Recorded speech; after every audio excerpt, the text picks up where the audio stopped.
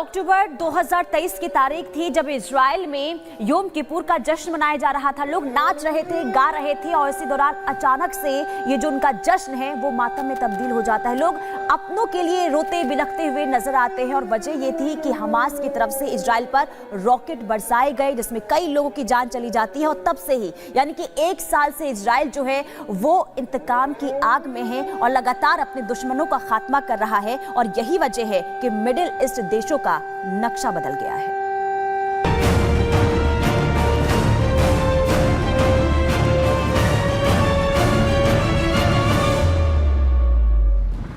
Middle east में आज जो तबाही का मंजर गाजा से लेकर लेबनान तक आप देख रहे हैं, उसकी शुरुआत इसी रॉकेट हमले से हुई थी। इन रॉकेट हमलों ने ही इजराइल के गुस्से की आग को भड़का दिया और इस आग में आज हमास और हिजबुल्लाह के सिर्फ आतंकी ही नहीं बल्कि पूरा मिडिल ईस्ट जल रहा है। आग की लपटें गाजा और बेरूत के रास्ते तेहरान तक पहुंच चुकी हैं।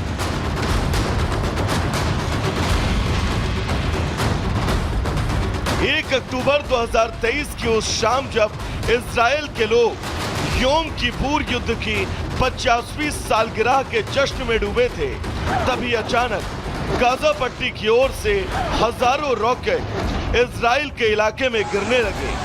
भगदड़ मच गई, लोग इधर उधर भागने लगे।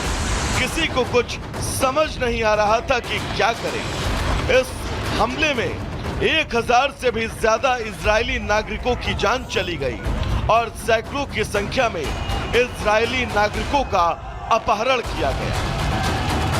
हाथों में इजराइल के झंडे लिए ये जो जवान हैं, ये अब अग्रिम इलाकों की ओर जा रहे हैं जहां हमास के आतंकियों से जो है इन्हें लड़ना है, इन्हें लड़ाई करनी है। लेकिन ये संदेश बिल्कुल साफ देने की कोशिश है। इस हमले के बाद से ही इजराइल गुस्से में था। उसने ठान लिया कि वो गाजा को अब हमास की कब्रगाह बनाकर ही छोड़ेगा। और 27 अक्टूबर यानी हमास के हमले के ठीक 20 दिन बाद इजराइल ने अपना मिशन शुरू कर दिया।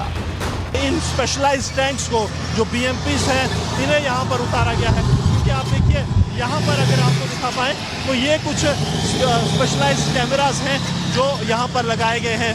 विजय सुरेंद्र शाह से दिखाऊंगा कि ये कैमरास जो खासतौर पर दुश्मन की हर एक हरकत पर जो है वो नजर रखते हैं। हम इस वक्त ग्राउंड जीरो पर हैं और ग्राउंड जीरो से आपको लगातार ये दिखा रहे हैं कि किस तरह से रिपब्लिक भारत पर एक्सक्लूसिव कवरेज इस पूरे प्लान की, जिससे अब सुरक्षा बल जो है आतंक के इलाके में, आप देखिए विक्ट्री साइन ये जो है इजराइल के सैनिक हाथों में करते हुए यहाँ से निकल रहे हैं। यानी कि जीत के लिए ये पूरी तरह से आश्वस्त हैं कि जीत जो है वो इस जंग में इजराइल की होगी। हम पहले हमास को ठिकाने, फिर गाजा में बनी सुरंगें और आखिर में हमास के कमांडर। एक एक कर इजराइल उन सभी को या तो मौत के घाट उतारता चला गया या फिर उनका नामो निशान मिटा दिया। गाजा में अपने अभियान के दौरान इजराइल को 2 और मुसीबतों का सामना करना पड़ा। एक तरफ हमास की मदद के लिए हिजबुल्लाह जंग के मैदान में कूद पड़ा और इजराइल के पीठ पीछे यमन से हुती विद्रोहियों ने भी रॉकेट दागने शुरू कर दिए। बावजूद इसके इजराइल नहीं रुका और उसने गाजा से हमास का खात्मा करने के बाद हिजबुल्लाह और हुती विद्रोहियों को भी जवाब दिया।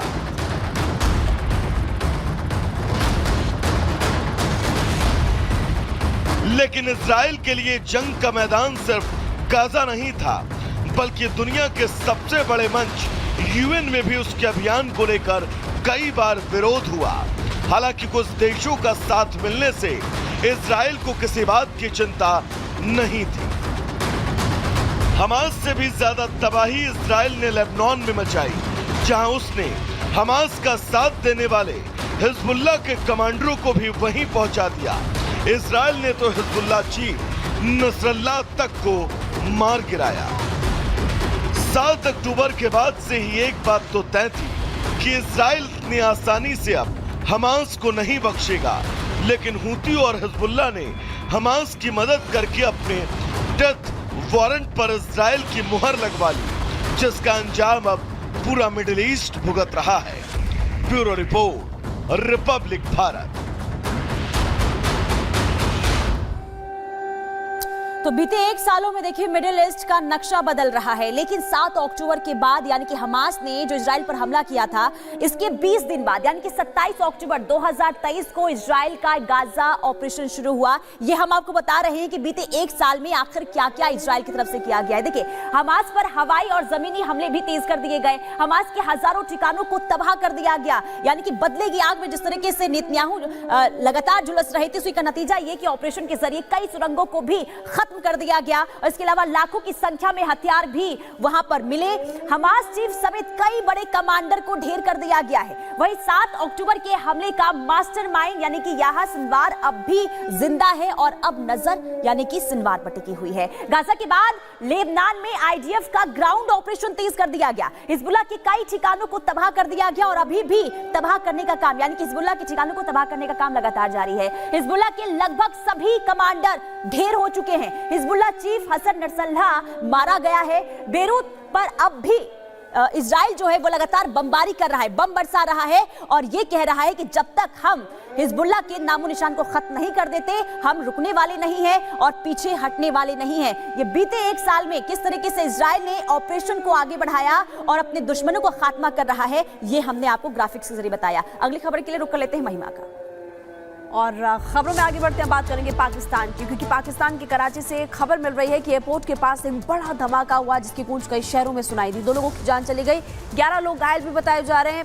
इसमें चीनी नागरिक भी शामिल थे और कहा यह जा रहा है कि इन्हीं चीनी नागरिकों पर हमले के लिए यह धमाका किया गया। तो देखिए तस्वीरें आपकी टीवी स्क्रीन पर है। पाकिस्तान के कराची एयरपोर्ट के पास रविवार की देर रात धमाके में एक व्यक्ति की मौत हो गई, 11 लोगों के घायल होने की खबर भी मिल रही है। आप देखिए कैसे अफरा तफरी मच गई, आग लग गई। एक्सक्लूसिव तस्वीरें आपकी टीवी स्क्रीन पर। धमाके की वजह से कारों में भी आग लग गई। पुलिस बम धमाके में इस वक्त जांच कर रही है, लेकिन धमाके की आवाज कराची के उत्तरी नाजिमाबाद इसके अलावा और कई शहरों में सुनाई दी और लोग एकदम से इकट्ठा हो गए कि हुआ क्या।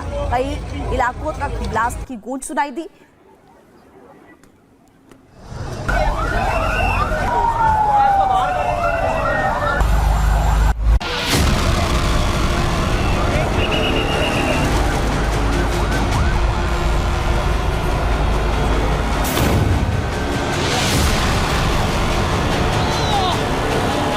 पाक में बड़ा धमाका,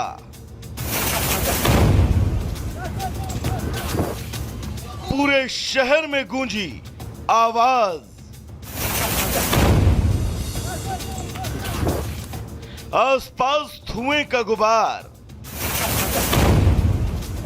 बीच सड़क पर आग की लपटें, लोगों के बीच अफरा तफरी और चीथड़ कर उड़ी कारें।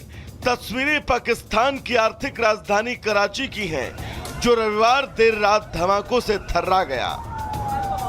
कराची के अंतर्राष्ट्रीय एयरपोर्ट के पास एक बड़ा विस्फोट हुआ।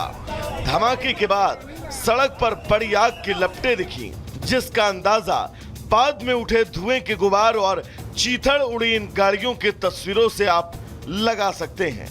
स्थानीय मीडिया के मुताबिक पाकिस्तानी अलगाववादी militant group Balochistan liberation army